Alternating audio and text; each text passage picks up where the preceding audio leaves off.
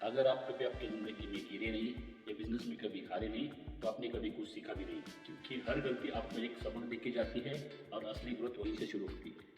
जब हम कभी भी अपना बिजनेस शुरू करते हैं तो तभी गलतियाँ होना तय है, जैसे कि गलत लोगों पे भरोसा करना, गलत बिजनेस मॉडल या गलत प्रोडक्ट चुनना, बिना बिजनेस प्लानिंग के बिजनेस शुरू करना या बिना प्लानिंग के पैसे खर्च करना या बिना गाइडेंस या बिना डायरेक्शन से बिजनेस शुरू करना। लेकिन याद रखिए दोस्तों, बिजनेस में गलतियाँ करना कभी हार नहीं है, लेकिन गलतियों से ना सीखना वो हार है। और असली समझदार बिजनेस में वो होता है जो बार बार वही गलतियाँ दोहराता नहीं है और गलती से सीख के आगे बढ़ता है। बिजनेस में गलती करना मीन्स आगे बढ़ने की कोशिश करना और आगे बढ़ने की रेस में शामिल होना।